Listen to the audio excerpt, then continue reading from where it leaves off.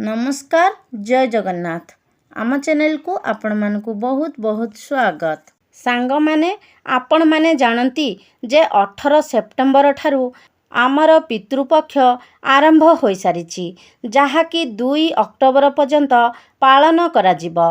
एही 16 दिन को आमे पितृपक्ष किंबा श्राद्ध पक्ष बोली मध्य कही थाउ। आपण माने जानती जे आमर धर्मग्रंथ अनुसार एही पितृपक्षर महत्व आम पाई केते अधिक रही थाए। एही पितृपक्षरे आमर पितृपुरुष माने पितृलोकरू एही धराधामरे अवतरण करिथांती।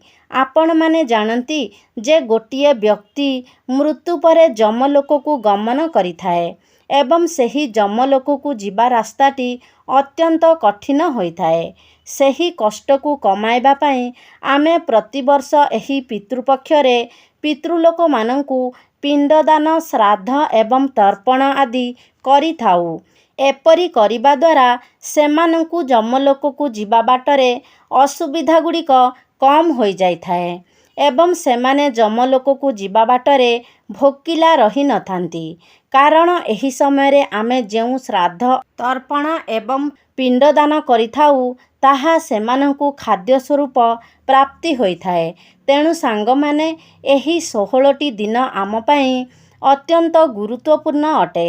एही 16 दिन रे आमे निजर पितृपुरुष मानंकु संतुष्ट करिबा पाई विभिन्न उपाय गुड़िकर पालन करिबा उचित। श्राद्ध तर्पण एवं पिंडदान करिबा उचित। जदि आम उपरे पितृपुरुष माने संतुष्ट हुअंती तेबे आमकु सबु प्रकारर शुभ फल मिली थाए।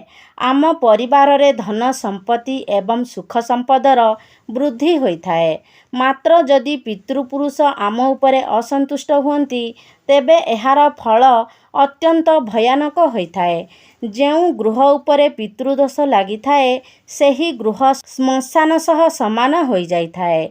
सेही गृह रे नाना प्रकारर समस्या मान उत्पन्न होई थाए एवं संतान जनित समस्या धन जनित समस्या विभिन्न प्रकारर समस्या सृष्टि होई थाए। एपरिकी सेही परिवारर सदस्य मानकर बुझिबा चिंतिबा शक्ति मध्य लोप पाई जाई थाए। सांग माने सेथिपाई आपण माने चेष्टा करंतु एही 16 दिन रे सबु प्रकारर उपाय अवलंबन करी निजर पितृपुरुष मानंकु संतुष्ट करिबा पाई। किंतु सांग माने आपण माने जानती जे श्राद्ध तर्पण एवं पिंडदान एही सबु कार्य गुड़िक पुरुष माने करिथांती। मात्र किछि परिवार एपरि होई थाए जेउ परिवार रे कि पुरुष नथांती तेबे सेही परिवार रे नारी माने किपरि पितृपुरुष मानंकु संतुष्ट करि पारिबे। तेबे सांग माने महिला माने 5टी जिनिस दान करिबा द्वारा मध्य सेमाने निजर पितृपुरुष मानंकु संतुष्ट करिबे। एही दान उभय पुरुष एवं महिला माने करि पारिबे। एही 5टी जिनिसर दान करिबा द्वारा आपणकर पितृपुरुष आपणक उपरे संतुष्ट होइथांती एवं आपणकु आशीर्वाद प्रदान करिथांती। पितृपुरुष माने आपणकु आशीर्वाद कले आपणक गृह रे धन संपदर वृद्धि होइथाए। आपणकु मान सम्मान प्राप्ति होइथाए एवं आपणक जीवन रे संतान जनित कष्ट मध्य दूर हो जाइथाए। तेबे सांग माने वीडियो रे आगकु बढ़िबा पूर्वरु आपण माने वीडियो को लाइक करी चैनल टी को सब्सक्राइब करि नियंतु एवं कमेंट बॉक्स रे जय श्री कृष्ण निश्चय लिखंतु। तेबे सांग माने आसंतु जानिबा सेही 5टी जिनिस कौन अटे जेउ 5टी जिनिस को दान करिबा द्वारा आपण निज पितृपुरुषंकु संतुष्ट करि पारिबे। तेबे प्रथम हेउची पाचिला कदली। जदि आपण एही पितृपक्षरे पितृपुरुष मानंकु पाचिला कदली दान करंती तेबे सेमाने आपणक उपरे संतुष्ट होइथांती। आपण माने जानती जे पाचिला कदली भगवान विष्णुंकर अत्यंत प्रिय अटे। कदली हेउची एक चिर सबुज फल। ଏହି ଫଳ ଦ୍ୱାରା ଆପଣ ଭଗବାନ ବିଷ୍ଣୁଙ୍କୁ ପ୍ରସନ୍ନ କରିପାରିବେ। ଭଗବାନ ବିଷ୍ଣୁ ହେଉଛନ୍ତି ବୈକୁଣ୍ଠ ଧାମର ମାଲିକ ଏବଂ ମୋକ୍ଷଦାତା। ତେଣୁ ଆପଣ ଭଗବାନ ବିଷ୍ଣୁଙ୍କୁ ପ୍ରସନ୍ନ କରିବା ପାଇଁ କଦଳୀ ଗଛର ମଧ୍ୟ ପୂଜା କରିପାରିବେ। ତେବେ ଏହି ପିତୃପକ୍ଷରେ ଯଦି ଆପଣମାନେ ପିତୃଲୋକଙ୍କୁ କଦଳୀ ଅର୍ପଣ କରନ୍ତି ତେବେ ସେମାନେ ଆପଣଙ୍କ ଉପରେ ଅତ୍ୟନ୍ତ ସନ୍ତୁଷ୍ଟ ହୋଇଥାନ୍ତି ଏବଂ ଆପଣଙ୍କୁ ଆଶୀର୍ବାଦ ମଧ୍ୟ ପ୍ରଦାନ କରିଥାନ୍ତି। ଦ୍ୱିତୀୟରେ ହେଉଛି ଦହି। ଆପଣ ଯଦି ପିତୃପକ୍ଷରେ ପିତୃପୁରୁଷମାନଙ୍କୁ ଦହି ଅର୍ପଣ କରନ୍ତି ତେବେ ସେମାନେ ଅତ୍ୟନ୍ତ ପ୍ରସନ୍ନ ହୋଇଥାନ୍ତି, କାରଣ ଦହି ପିତୃପୁରୁଷମାନଙ୍କର ଅତ୍ୟନ୍ତ ପ୍ରିୟ ଅଟେ। ଆପଣମାନେ ଜାଣନ୍ତି ଯେ ଏହି ପିତୃପକ୍ଷରେ କ୍ଷୀର ଅପେକ୍ଷା ଦହିର ମହତ୍ତ୍ୱ ଅଧିକ ରହିଥାଏ। କ୍ଷୀର କଞ୍ଚା ଏବଂ ତରଳ ଅବସ୍ଥାରେ ଥାଏ, ମାତ୍ର ଦହି କ୍ଷୀରକୁ ସିଝାଯାଏ, ପ୍ରସ୍ତୁତ କରାଯାଇଥାଏ ଏବଂ ଦହି ସ୍ଥିର ଅବସ୍ଥାରେ ରହିଥାଏ। ସେହିପରି ଭାବରେ ଆପଣ ଯଦି ପିତୃପକ୍ଷରେ ଦହି ଅର୍ପଣ କରନ୍ତି, ପିତୃପୁରୁଷମାନଙ୍କୁ ଦହି ଦାନ କରନ୍ତି, ତେବେ ଆପଣଙ୍କ ଜୀବନରେ ମଧ୍ୟ ସ୍ଥିରତା ଆସିଥାଏ। ତୃତୀୟରେ ହେଉଛି ଧଳା ରଙ୍ଗର ମିଠା।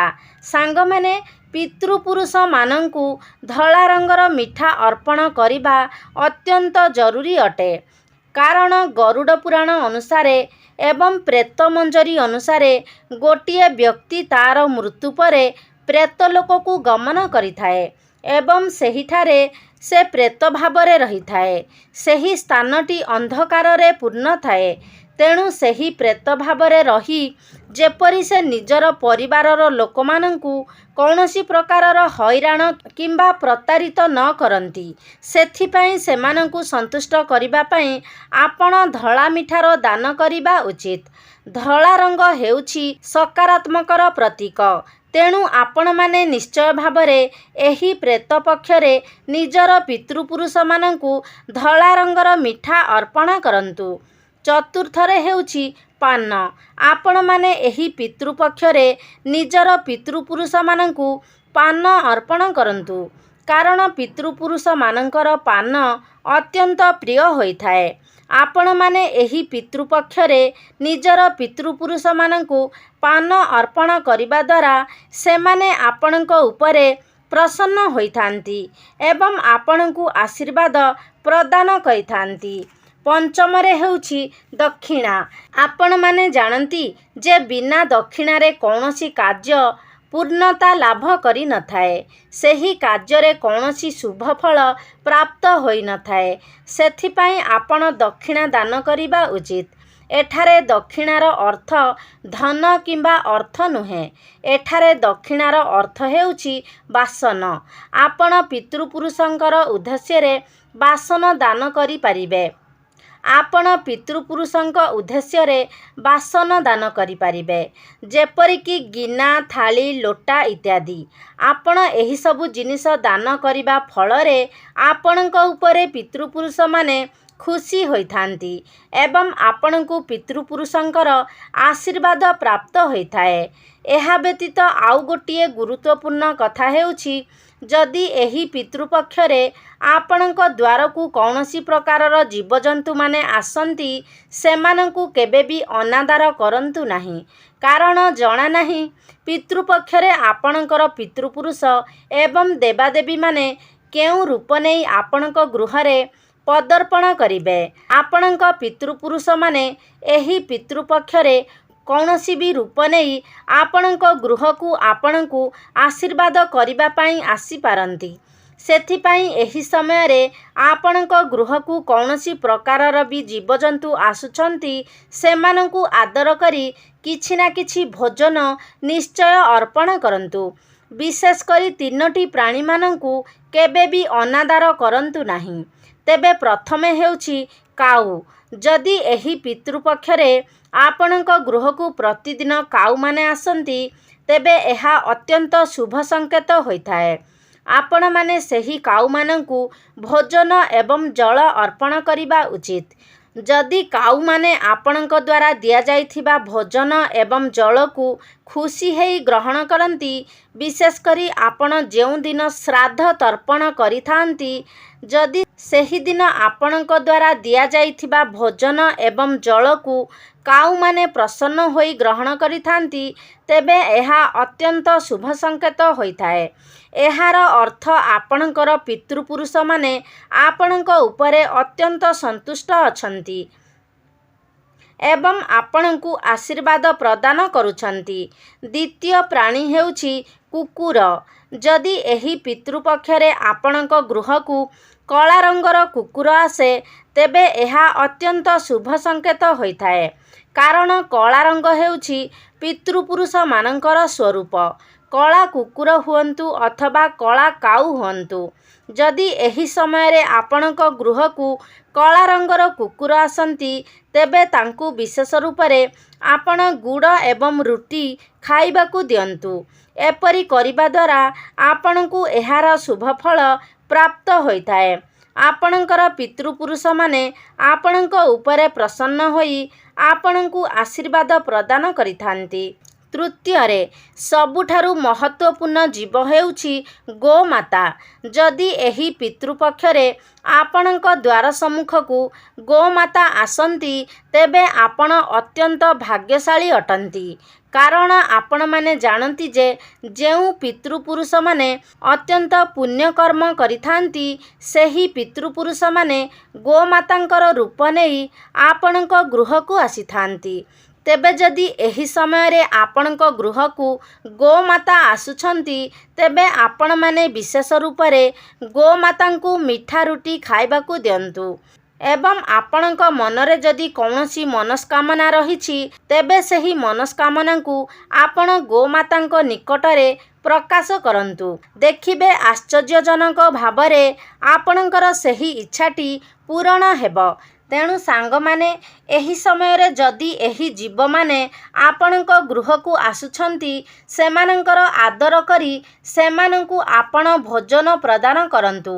ଆପଣ ଯେତେ ମାତ୍ରାରେ ନିଜର ପିତୃପୁରୁଷମାନଙ୍କୁ ସନ୍ତୁଷ୍ଟ କରିବେ, ଆପଣଙ୍କୁ ସେତେ ଅଧିକ ଶୁଭଫଳ ପ୍ରାପ୍ତ ହେବ। ଆପଣଙ୍କ ଗୃହରେ ଧନଧାନ୍ୟ, ସୁଖ ସମୃଦ୍ଧି ଏବଂ ସନ୍ତାନ ସୁଖର ବୃଦ୍ଧି ଘଟିବ। ମନେ ରଖନ୍ତୁ ଯେ ପିତୃପୁରୁଷମାନଙ୍କୁ ଅସନ୍ତୁଷ୍ଟ କଲେ ଏହାର ଫଳ ଅତ୍ୟନ୍ତ ଭୟାନକ ହୋଇଥାଏ ଏବଂ ଆପଣଙ୍କୁ ଏହାର ଫଳ ଭୟାନକ ଭାବରେ ପରିଶୋଧ କରିବା ପାଇଁ ପଡ଼ିଥାଏ।